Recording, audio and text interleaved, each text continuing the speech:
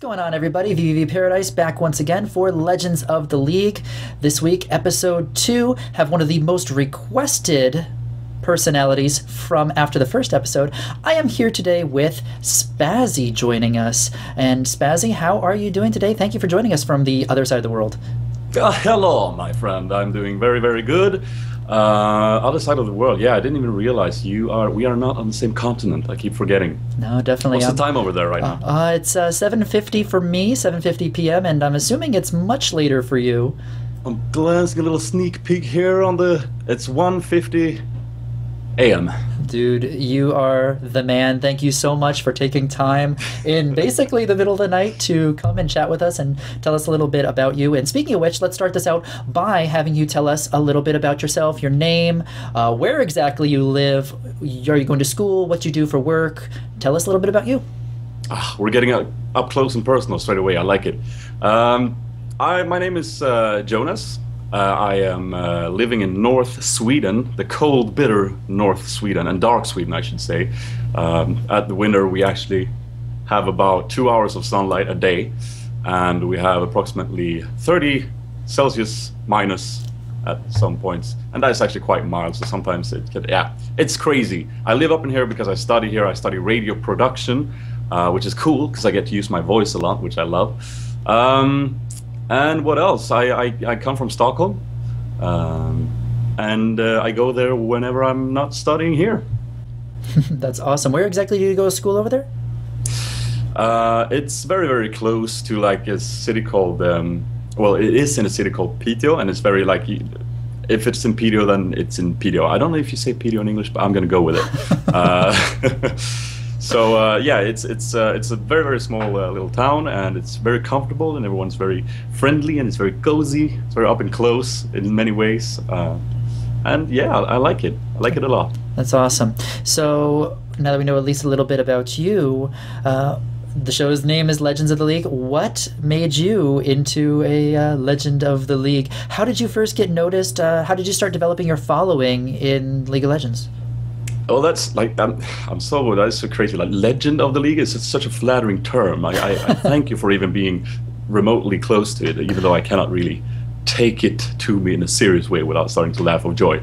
Here is the story. So I started off with I wanted to start YouTubing because I thought it would be a great fun idea, and I think a lot of people can relate to that because, hey, let's sit at home and make video game videos. Isn't that something that would be sweet for a lot of us? But I took a very, like, my videos tend to be very, very goofy in many ways. But I took from the beginning, I started a year ago, and I took a very serious approach on it, I must say. I watched a lot of videos and read up on a lot of content on how to actually take the steps into YouTube in a way that would work, because yeah, there are a couple of very, very popular YouTubers out there because they've found that thing, you know, they found something original and something great, and they can just go from there. But for us other 99% of the YouTube community, we kind of have to, you know, go at it in a quite more, I don't know, I like the sensible look on it. So what I did was I'm a huge YouTube consumer myself. I've taken a lot of videos, and I look on a lot of videos for the game I'm actually playing at the moment. And I was playing League, and I have been playing League for a long time now. So I was looking at what content is out there, and how it is created, and what I can bring to that table, so to speak. And then of course there's all the technical stuff and the boring stuff, like how do you render a video in full HD, and how do you record smoothly without feeling like you cannot move in game, and you know, all that types of boring stuff as well. And how do you make the YouTube coding actually work in your favor, you know, all that boring stuff. So I took that in as well, and then I started making weird videos. And I'm still trying a lot of stuff, but I'd say one of my most popular things that kind of started making it going is the Epic Moments series. I do have some, like you mentioned, the Cypher before when we actually started recording this. That is also a very fun video that had actually gotten a couple of views, but the most consistent series I'm working on is probably the Epic Moments series, where it's just me and our friends cut together in a fun montage. Wow, I'm talking a lot. Sorry. No, that's exactly what this is all about, though, right? So, and I guess that kind of almost leads me perfectly into my next question, which is you have this very unique and very entertaining style with your word choices and your mannerisms and the things that you say. How did this come about? Is this just an extension of you as a person? Is your personality, or is this something you kind of accentuate for your videos? Absolutely, it's a big part of me. I think that. Like obviously, it is a special environment to be in my opinion. Like when I go into a game, yeah, I would say it's an enhanced part of me. It's sort of all the weird stuff taken to an extra level. Like if you were to sit around a dinner table with your family and friends, I would probably not be screaming banana and stuff. You know, I would probably dial it down a little bit. But yeah, it's definitely something that is in me. I don't think it's I just sort of the guys I'm playing with as well. They just make it come forth for some reason. Because I was always like that, even though I didn't record it before. You know, so. I don't know, it's just something with computer games. It brings out that childish, annoying kid in me. I don't know, I'm almost disappointed that if you were sitting around a table full of people and if you saw like a banana and you just didn't scream it, I mean, that might actually be, you know, rather entertaining. But yeah, my girlfriend begs to differ, though, if that would be the case.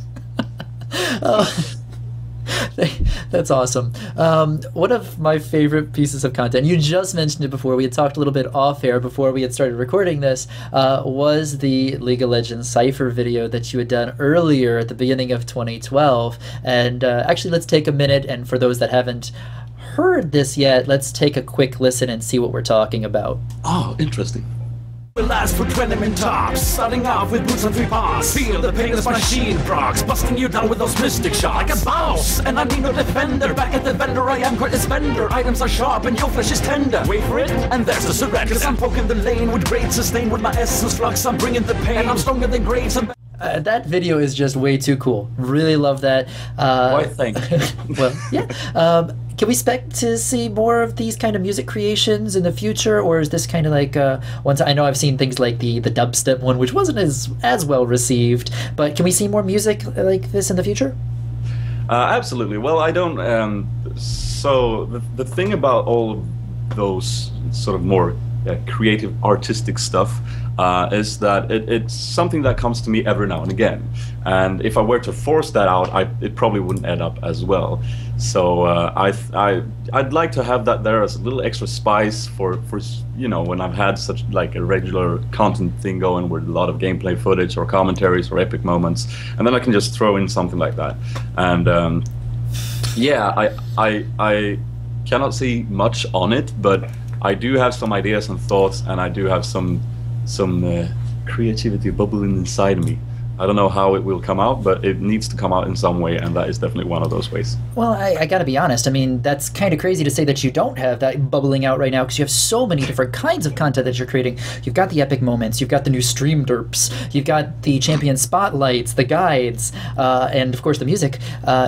What determines what you're going to be doing next, and are there any new types of content that you might be looking at that you haven't brought into fruition yet?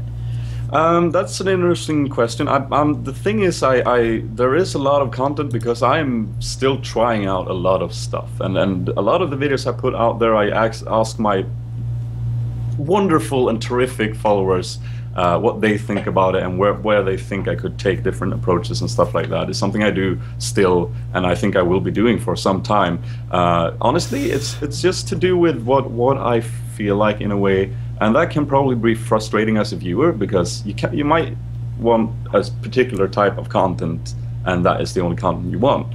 But again, I think that I put quite a lot of work in editing and putting together, even though the result is just me screaming a lot of times. I do put a lot of editing work and thought process behind it, and if I were to force that because of the requests of it, I don't think it'll turn out that good. So the reason I have so much content is because I'm trying stuff out, and in the future, I cannot say. Right. Yeah. I mean, that totally makes sense. And kind of almost echoes back to something that I've learned from creating content now for the past 3 years as well, which is that feedback is so critical to the entire creative process, because it really helps mold and just improve your content as it ages. Now, I guess we should kind of almost switch gears completely here, because there's something right next to you that I kind of want to talk about. I mean, we've got people in the League of Legends. I know, whatever could I be talking about? We've got people in the League of Legends community, like, let's say, for example, Team Soul mid player Dyrus. He's got his pillow. Or we've got Nyjacky and his bear. You have your pet plant, Plantie. There he is. He's holding the microphone today for this interview. Yeah, thank you, Plantie. I really appreciate that. Can you tell us a little bit of the history of Plantie? How did he come to be a part of the content that you're creating? So one of the very early videos I made was featured in the Summoner Showcase, and that was probably the first video I made that sort of got a little boost, and where I felt like I started building people who actually enjoyed what I did. So in that video, I took 4 different shots of me and did sort of an a cappella rap music style video. I know it's weird.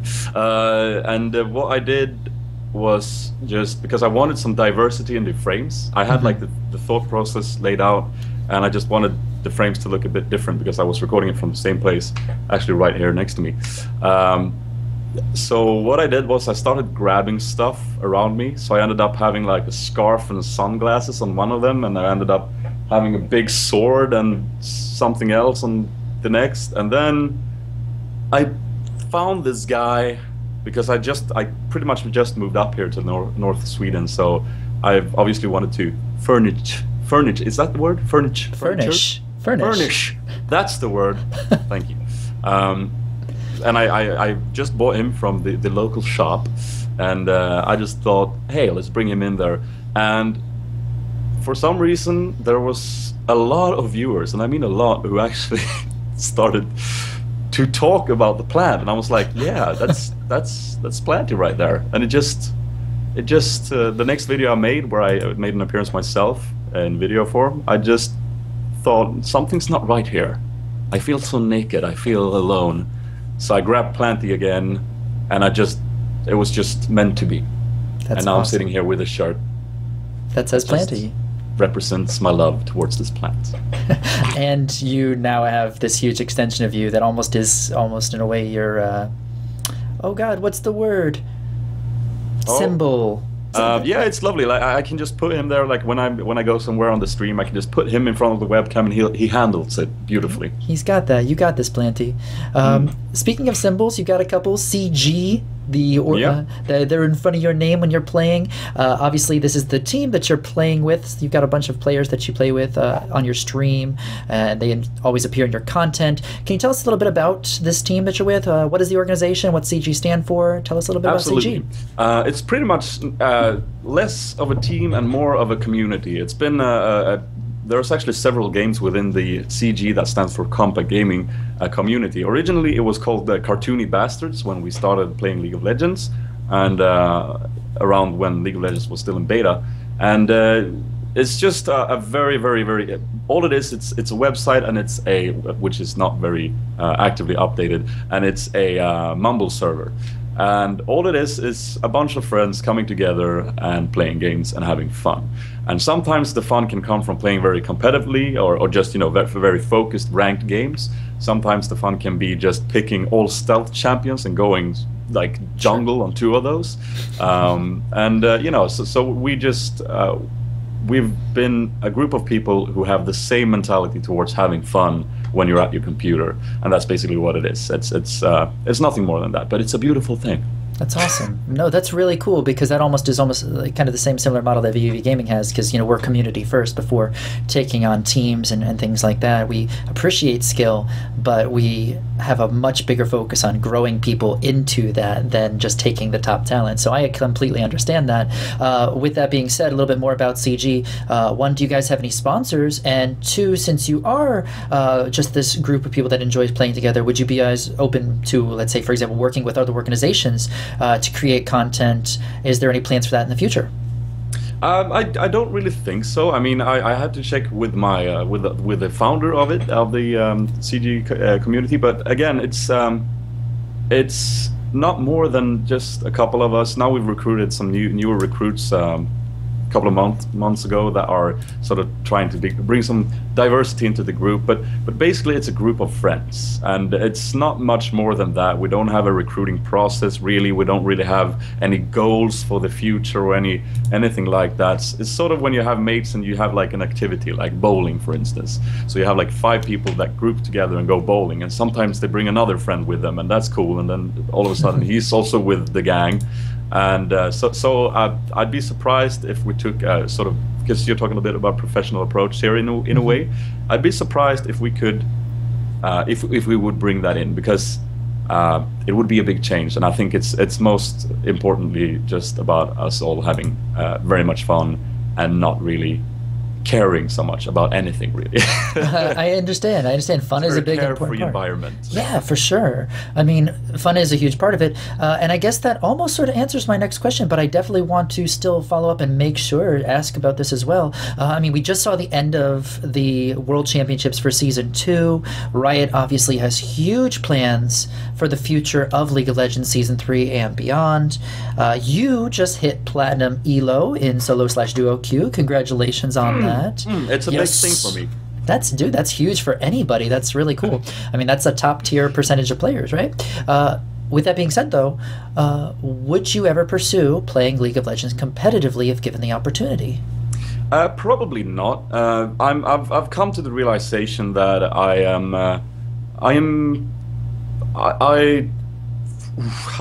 need to be careful here because I want to get this right.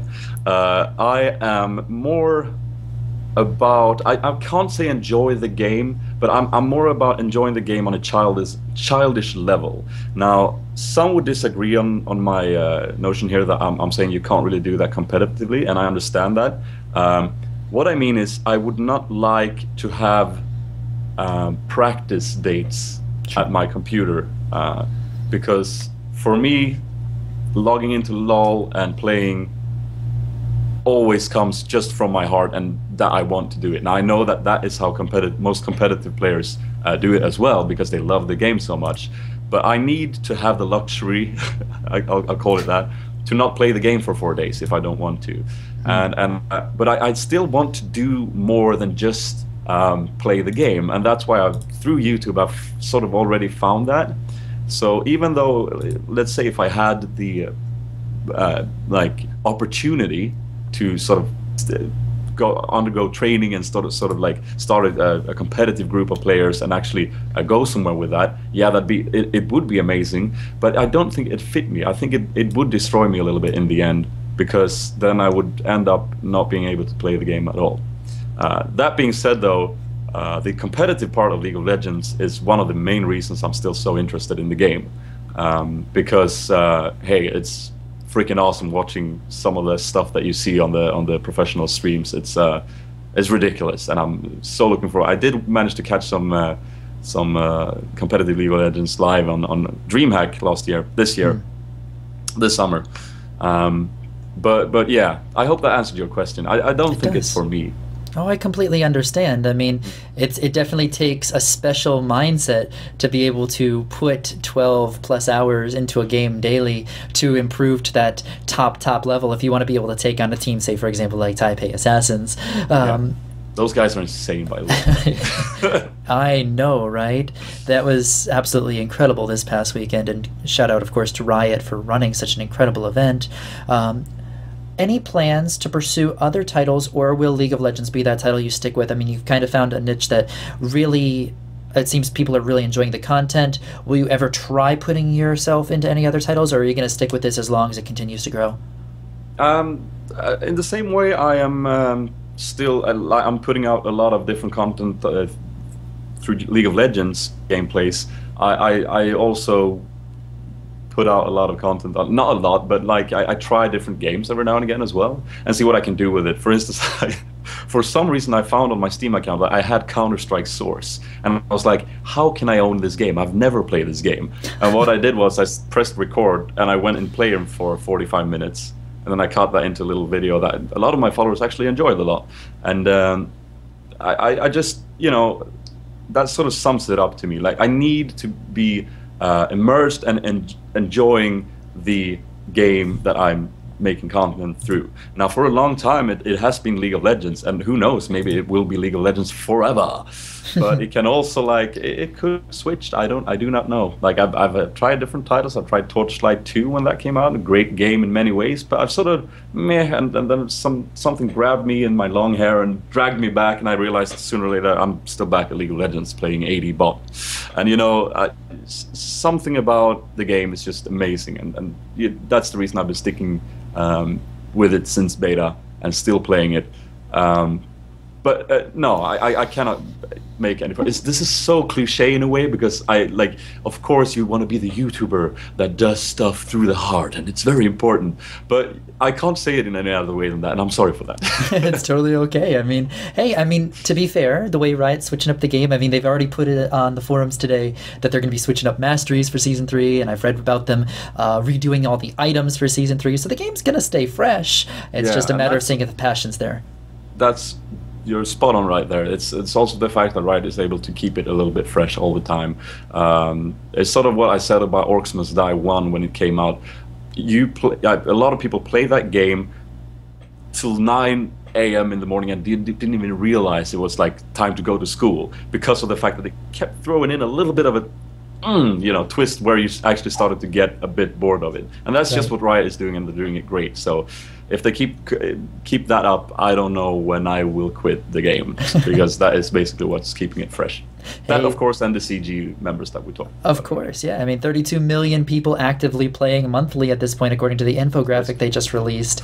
It's insane. So glad to see the content you're creating and that you're one of those players. I think we are about to wrap this up, because obviously it's really late on your side of the planet, and I want to be, of course, courteous to your time. But as we are about to wrap this up, give us at least one thing we should look forward to. What's coming up in the near future of Sp4zie? Okay, so I'm gonna try and attend to some events. I'm having a quite busy time managing studies and YouTubing at the same time. So, but I do want to try and make it to GameX, for instance, in Stockholm, and try and meet up with some fans, because surprisingly enough, there's a lot of people that wants to meet me. I don't know if they're in the right mindset. I should probably do that thing, right, where I just walk them and scream banana, like this close to their ear. Banana! Yeah, they're like, who is this guy? No, but so I do want to try and sort of get out there and meet some of the guys that are following me, because they all just seem so freaking amazing, the way they support me, and it's ridiculous. But that is something I want to do. And then, of course, I have gotten a lot more into streaming, so I am often on Twitch now, live, where I sit and play a lot.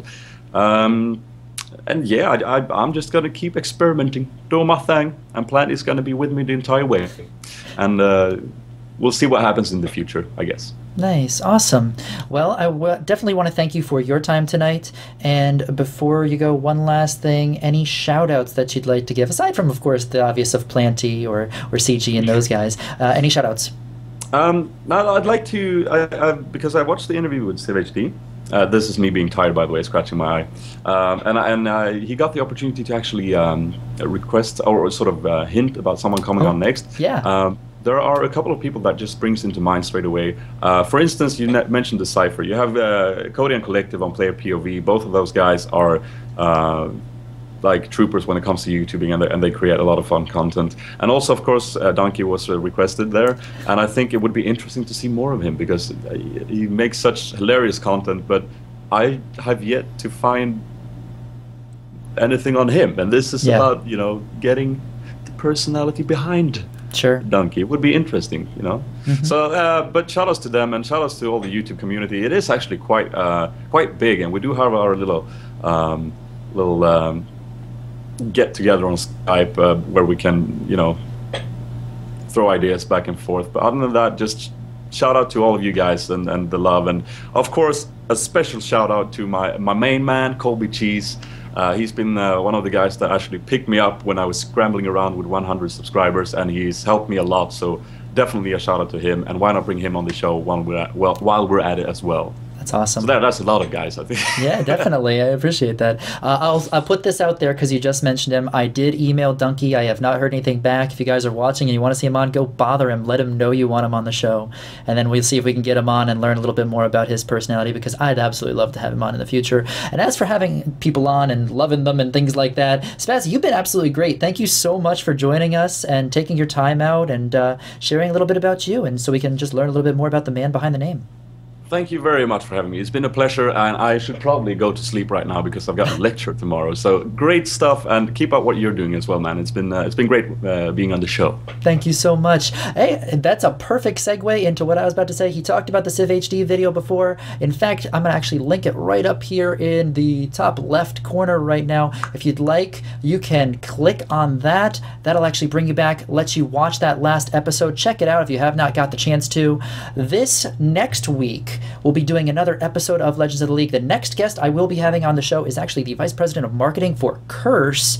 So that will be really cool. If you get the chance, please check that out. If you have any questions that you'd like for me to ask him, leave them below in the comments. Until the next episode, take care. Thanks again, Sp4zie, and have a good night, everybody. See you soon. Let's end with the dudes. Dudes. Dudes.